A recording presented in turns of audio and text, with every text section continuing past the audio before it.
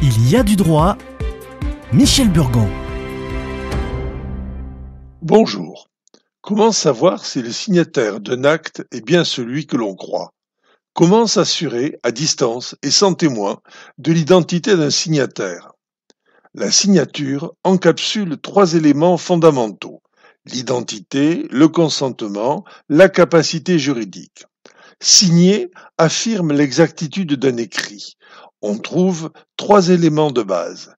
L'autographie manuscrite donne à sa signature la singularité cursive caractéristique de la transmission manuelle par l'homme en contact direct avec le papier. Impossible par l'écriture électronique. Même si le signataire tape lui-même son nom sur son clavier, la forme n'identifie pas l'auteur. Le problème posé par la signature électronique est aussi un problème culturel. Ce n'est qu'en 1554 qu'Henri II enjoint au notaire de faire signer les contractants qui savent signer. Signe d'identité, la signature appartient au système des validations, doté du pouvoir particulier d'authentifier un acte, c'est-à-dire de transformer un document en instrument juridique de preuve.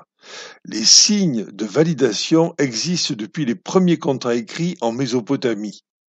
Les sceaux ont été les instruments privilégiés de validation tout au long de l'Antiquité et du Moyen Âge.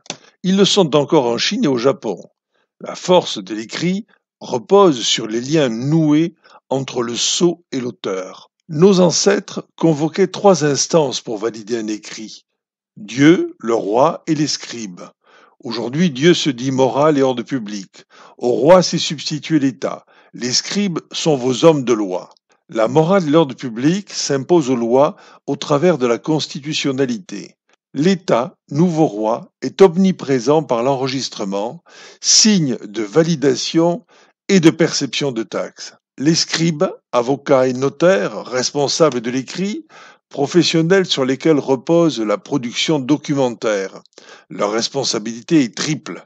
Ils veillent à la correction de l'écrit, orthographe et clarté du langage, à sa compliance aux lois et à la volonté des signataires, et sont garants de l'authenticité des actes.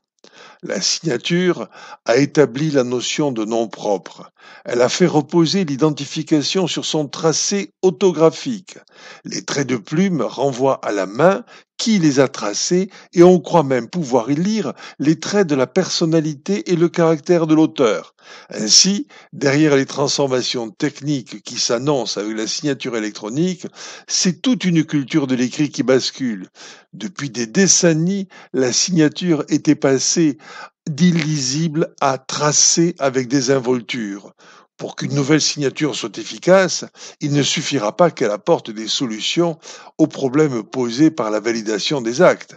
Il faudra aussi qu'elle offre à l'individu des moyens esthétiques et symboliques satisfaisants qui lui permettront de s'engager et de s'identifier. Nous verrons la semaine prochaine comment, sous la pression du confinement, se met en place le retour des antiques concepts du sceau et de la marque, revisités au moyen des nouvelles technologies. Visitez la page d'émission sur le net.